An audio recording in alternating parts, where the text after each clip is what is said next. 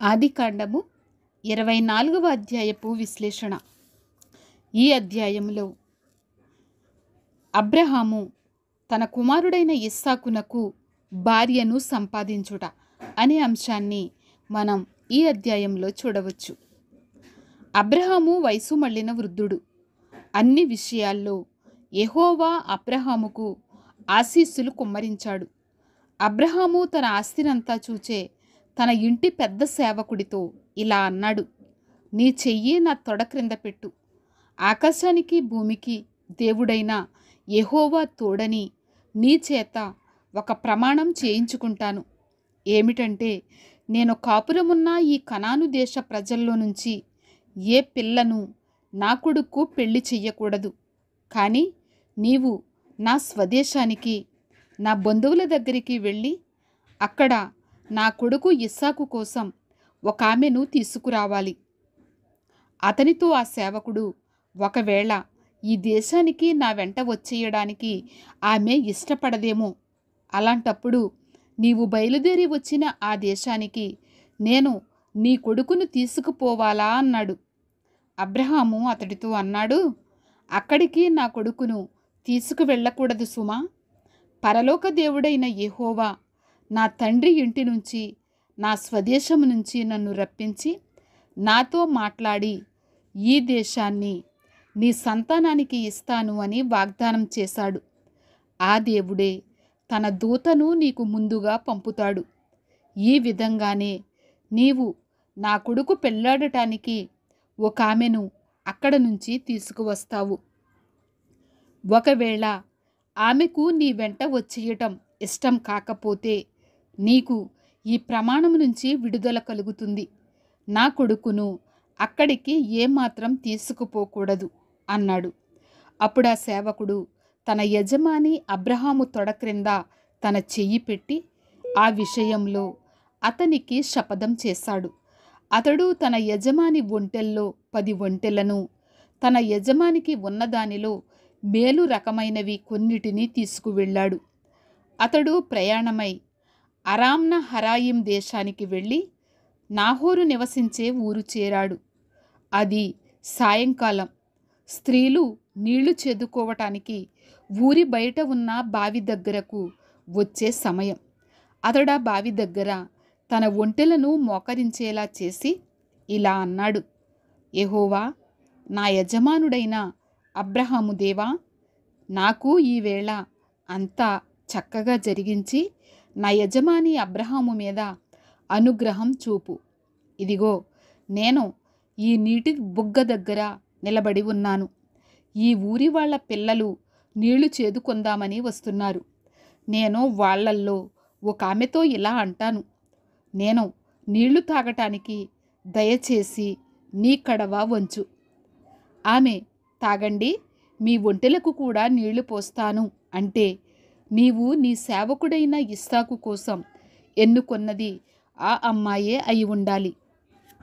ఈ విధంగా నీవు నా యజమాని మీద అనుగ్రహం చూపించావని తెలుసుకుంటాను. అతడి మాటలు అంటూ ఉండగానే రెబెకా కడవ భుజం మీద పెట్టుకొని వచ్చింది. ఆమె బెతూయేలు కూతురు. బెతూయేలు ఎవరంటే, అబ్రహాము తోబుట్టువు నాహోరు యొక్క భార్య అయిన మిల్కా కొడుకు. ఆ అమ్మాయి చాలా చక్కనిది. ఆమె కన్య, పురుష స్పర్శ ఎరుగనిది. ఆమె బావిలోకి దిగిపోయి కడవ నీళ్లతో నింపుకొని ఎక్కిరాగా ఆ సేవకుడు ఆమెకు ఎదురు పరిగెత్తి వెళ్ళి, దయచేసి నీ కడవ నీళ్లు కొంచెం నన్ను తాగనివ్వమ్మా అని అడిగాడు. ఆమె, అయ్యగారు, తాగండి అని చెప్పి త్వరపడి తన కడవ చేతిమీదికి దించి అతడికి దాహమిచ్చింది. అతడికి దాహమిచ్చాక ఆమె, మీ ఒంటెలు కూడా తాగటానికి చాలినంత నీళ్లు చేది పోస్తాను అంది. ఆమె త్వరగా తన కడవ తొట్టెలో పోసి ఇంకా నీళ్లు చేదటానికి బావికి పరిగెత్తి అతడి ఒంటెలన్నిటికీ నీళ్లు చేది పోసింది. ఈలోగా ఆ మనుషుడు తాను ప్రయాణం చేసిన ఉద్దేశాన్ని యెహోవా సఫలం చేశాడో లేదో తెలుసుకుందామని మౌనం వహించి ఆమెను చూస్తూ ఉన్నాడు. ఒంటెలు త్రాగిన తరువాత అతడు అరతులం బంగారు ముక్కుపుడక, ఆమె చేతులకు 10 తులాల బంగారు గాజులు 2 తీసి, నువ్వు ఎవరి అమ్మాయివి? దయచేసి నాతో చెప్పమ్మా. మేము ఈ రాత్రి ఉండడానికి నీ తండ్రి ఇంట స్థలం ఉంటుందా అని అడిగాడు. ఆమె అతడితో, నేను బెతూయేలు కూతురిని, ఆయన నాహోరు మిల్కాల కుమారుడు అంది. ఆమె ఇంకా, మీరుండడానికి మా ఇంట స్థలం ఉంది, మా దగ్గర చాలా గడ్డి మేత కూడా ఉన్నాయి అంది. అప్పుడతడు తల వంచి యెహోవాను ఆరాధించి, నా యజమాని అబ్రహాము దేవుడైన యెహోవాకు స్తుతులు కలుగుతాయిగాక. ఆయన నా యజమాని పట్ల తన కృప విశ్వసనీయత చూపటం మానలేదు. నేను త్రోవలో ఉండగానే నా యజమాని బంధువుల ఇంటికి నేను సూటిగా వచ్చేలా యెహోవా చేశాడు అన్నాడు. ఆ అమ్మాయి పరిగెత్తుకొని వెళ్ళి తన తల్లి ఇంటి వాళ్లకు ఈ సంగతులను తెలియచేసింది. రెబ్కాకు తోడబుట్టిన వాడొకడు ఉన్నాడు. అతడి పేరు లాబాను. లాబాను బావి దగ్గర ఉన్న ఆ మనిషి దగ్గరకు పరిగెత్తుకొని వెళ్ళాడు. తాను చూచినట్లే తన తోబుట్టువు రెబ్కా దగ్గర ఉన్న ఆ ముక్కు పుడక, చేతుల గాజులు, ఆ మనిషి నాతో ఇలా చెప్పాడు అన్న ఆమె మాటలు తలపోస్తూ అతడు బయలుదేరి వచ్చి బావి దగ్గర ఆ మనిషి ఒంటెల వద్ద నిలబడి ఉండటం చూశాడు.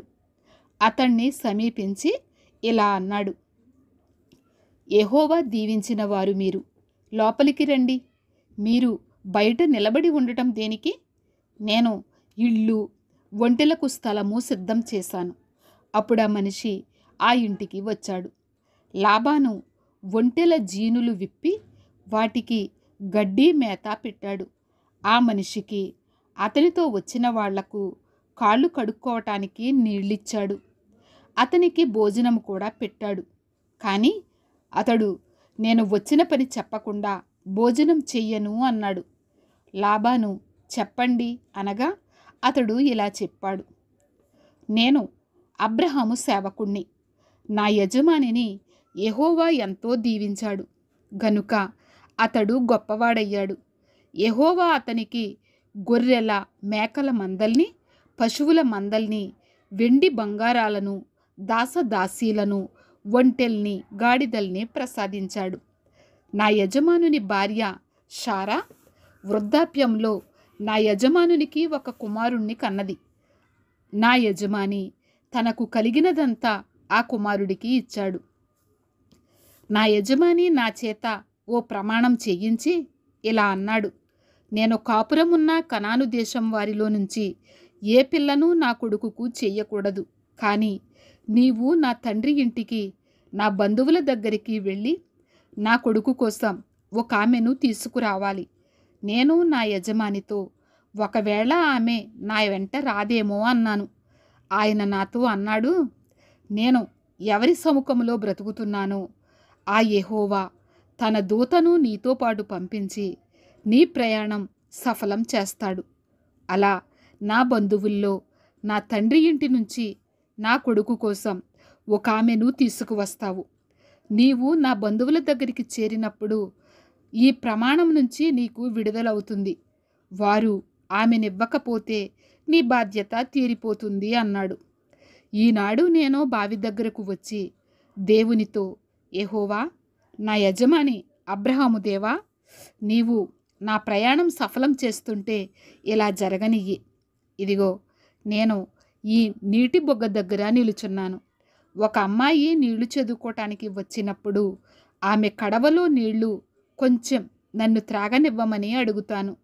ఆమె, మీరు త్రాగండి, మీ ఒంటెలకు కూడా చేది పోస్తానని చెబితే యెహోవా నా యజమాని కొడుకు కోసం ఎన్నుకొన్నది ఆ అమ్మాయే అయి ఉండాలి. నేనిలా లోలోపల అనుకుంటూ ఉండగానే భుజం మీద తన కడవ పెట్టుకుని వస్తున్న రెబెకా నాకు కనిపించింది.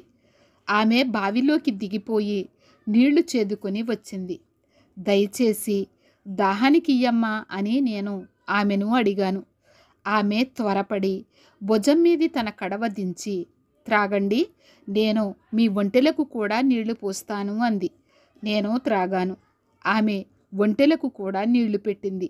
అప్పుడు నువ్వెవరి పిల్లవి అని నేను అడిగితే ఆమె బెతూయేల్ గారి పిల్లను, మా నాన్నగారు నాహోరు గారికి మిల్కా కన్న కుమారుడు అంది.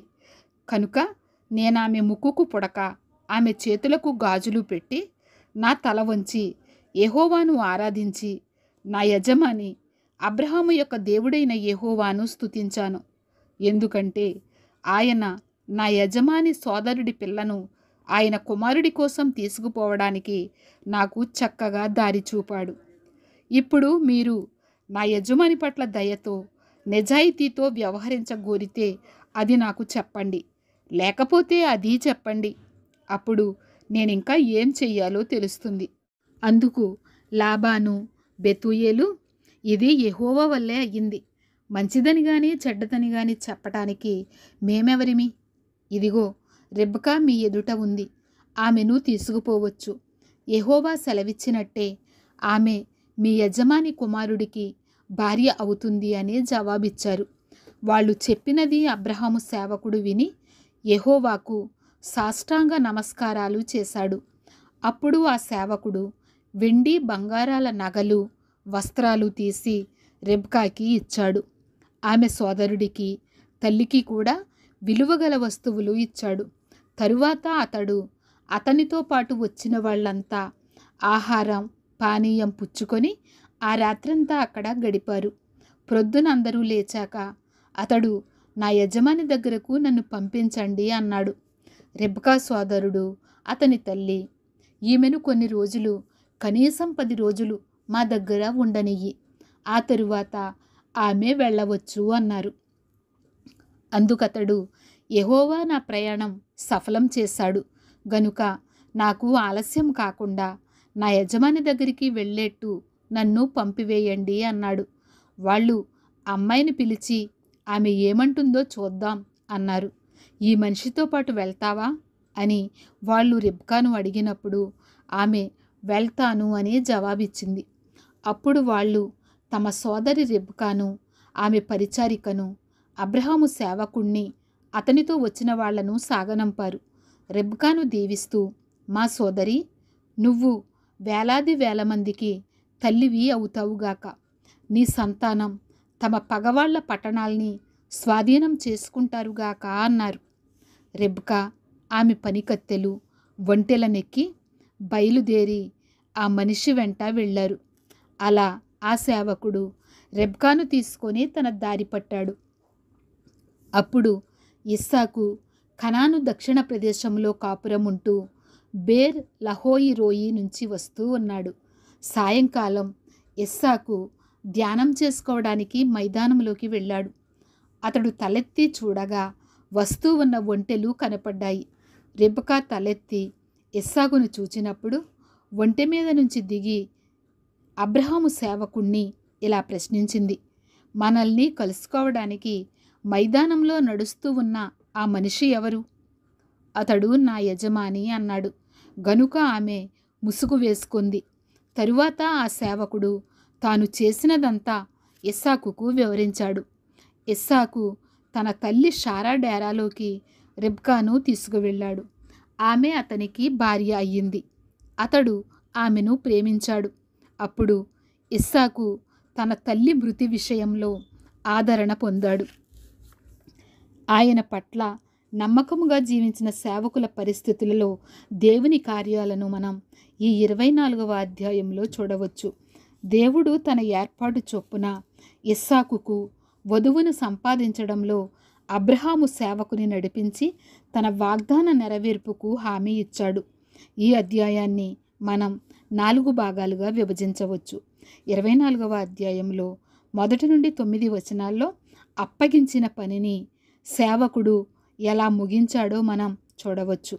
అబ్రహాము దేవుని వాగ్దానంలో గొప్ప నమ్మకముంచి అబ్రహాము స్వదేశంలో వధువును ఇస్సాకు కోసం వెతకటానికి తన ఇల్లంతటిలోని ప్రధాన సేవకునితో ప్రమాణం చేసి 450 మైళ్ళ దూరం పంపాడు. తన యజమానుని తొడ క్రింద చేయి పెట్టి చేసిన ప్రమాణం ఎంతో గంభీరమైన ప్రమాణం. ఒకవేళ ఆ ప్రమాణం నెరవేర్చకపోతే అబ్రహాముకు పుట్టే పిల్లలు ఈ సేవకుని అపనమ్మకత్వానికి పగ తీర్చుకుంటారు. ఎలియాజరు యొక్క నమ్మకం దేవుడు తనను నిర్దిష్టంగా నడిపిస్తాడని నమ్మాడు. ఇస్సాకును చేసుకోబోయే వధువు తన ఒంటెలకు నీళ్లు సరఫరా చేస్తుందని నమ్మాడు. దాహంతో ఉన్న 10 ఒంటెలకు నీళ్లు సరఫరా చేయటం పెద్ద పని. సాధారణంగా ఒంటెలు అత్యంత ఎక్కువ మోతాదులో నీళ్లు త్రాగుతాయి. అరామ్నా హరాలోము పట్టణంలో తన ప్రార్థనకు ఖచ్చితమైన జవాబు దొరికింది. కృతజ్ఞతతో ఆ అమ్మాయికి అత్యంత ఖరీదైన ఆభరణాలు, 1/2 తులము బరువు గల బంగారపు ముక్కు కమ్మి, 10 తులముల బరువు గల బంగారు చేతి కడియాలు ఇచ్చాడు.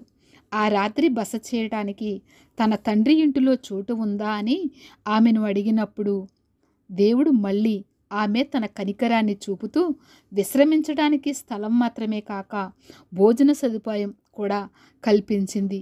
ఇది దేవుని ఏర్పాటు. లాబాను ఎలియాజరును అతని తోటి వారిని ఇంటిలోనికి ఆహ్వానించాడు. అప్పుడు ఎలియాజరు రెబ్కా కుటుంబానికి తాను వచ్చిన పని, దేవుని ఏర్పాటు వివరించి వాళ్ళు అనుమతిస్తే ఆమెను ఇస్సాకు వద్దకు తీసుకొని వెళ్తానని వివరించాడు. అప్పటి సమాజంలో వధువు సహోదరుడు ఆమెకు వివాహం చేయటం ఆనవాయితీ కారణాన రెబ్కా సహోదరుడు లాబాను ఈ వివాహ వ్యవహారాలు మాట్లాడుకున్నాడు. మనం ఇదంతా నెరవేర్పు చూడాలంటే ఇస్సాకుకు 40 సంవత్సరములప్పుడు, ఇస్సాకుకు 40 సంవత్సరముల వయసున్నప్పుడు అబ్రహాముకు 140 సంవత్సరాలు. రెబ్కా ఎలియాజరుతో పాటే నెగవులోని ఇస్సాకు దగ్గరకు వచ్చి ఆమె అతనికి భార్య అయ్యింది. మనం చూసిన ఈ 4 విషయాల్లో 4 వ్యక్తులు పాల్గొన్నారు. అబ్రహాము భవిష్యత్తును సిద్ధం చేశాడు. ఎలియాజరు దాని బాధ్యతను నిర్వర్తించాడు. దేవుడు దానిని నెరవేర్చాడు. రెబ్కా దానికి స్పందించింది. దేవుడు తన ఏర్పాటుతో, తన అనుగ్రహంతో, సార్వభౌమత్వంతో తనలో విశ్వాసముంచి జీవించే వారికి అన్ని పరిస్థితులలో సాయం చేస్తాడు. గుప్తంగా ఉన్న ఈ కారణాన్ని 24వ అధ్యాయం 3 రీతుల్లో ఉద్ఘాటించింది. 1. ఈ వృత్తాంతమంతటిలో దేవుడే అన్నిటికీ కారణభూతుడు. యెహోవా నన్ను నడిపించెను అని ఎలియాజరు పలికిన మాట ఆదర్శవాక్యం. ఇది బైబిల్ అంతటిలో వాస్తవమైన సత్యం. రెబ్కా సహోదరుడు లాబాను సహితం ఇది యెహోవా కార్యమని గ్రహించాడు. ఈ సంఘటనల వెనుక దేవుడు ఉండి ఉద్దేశపూర్వకంగానే అన్నిటినీ నడిపించాడు. అబ్రహాము జీవితంలో సంభవించిన ఈ సంఘటనకు రూతుకు పోలిక ఉంది. ఈ వృత్తాంతం నేటి విశ్వాసులకు ఈ వాస్తవికంగా చూసినట్లయితే విశ్వాసం నెరవేర్చే పాత్రను వ్యక్తిగత ప్రార్థనలో వ్యక్తమయ్యి దేవుని కార్యాన్ని బాహ్య రూప రుజువులకై ఆశించింది. ఎందుకంటే దేవుడు ఈ కార్యంలో దేవుని కార్యాన్ని పైకి స్పష్టంగా కనిపించదు. ఈ వృత్తాంతం దేవుని ఏర్పాటుకు మించిన విషయాలు బయలుపరిచింది. మానవాళిని ఆశీర్వదించటానికి తన ప్రణాళిక పురోగతిలో ఇది ఒక భాగం. సంభవించే అనేక దుర్ఘటనలు తప్పించబడ్డాయి. ఇలా కూడా జరిగి ఉండవచ్చు. ఎలియాజరు వైఫల్యం చెంది ఉండవచ్చు.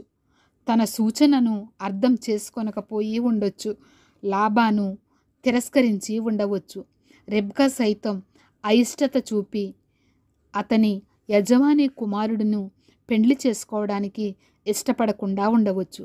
కానీ దేవుడే సంభవించబోయే ఈ అవరోధాలన్నిటినీ నియంత్రించి అన్నిటినీ ఒక్కటిగా సమకూర్చాడు.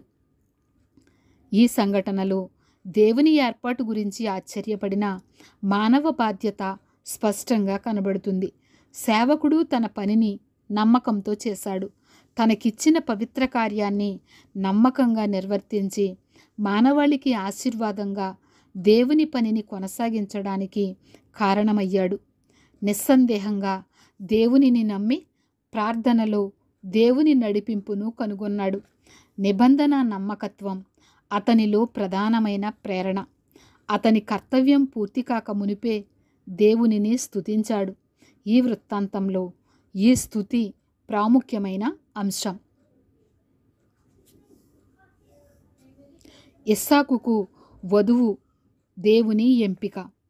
సూచన దానిని ధృవీకరించింది. లాబాను దానిని గ్రహించాడు. రెబ్కా దానిని ఆమోదించింది. దేవుని చిత్తం చేసేవారు ప్రార్థనాపూర్వకంగా విధేయతతో దేవునితో నడిపింపు పొందగలరు. ప్రియ స్నేహితులారా, ఈ విశ్లేషణ మీకు ఆశీర్వాదకరంగా ఉన్నట్లయితే తప్పక కామెంట్ బాక్స్లో మీరు తెలియచేయగలరు. మనం తరువాతి వీడియోలో 25వ అధ్యాయపు విశ్లేషణ అబ్రహాము యొక్క మరణమును మనం తెలుసుకుందాం. అంతవరకు దేవుని కృప మనందరికీ తోడయుండునుగాక. ఆమేన్.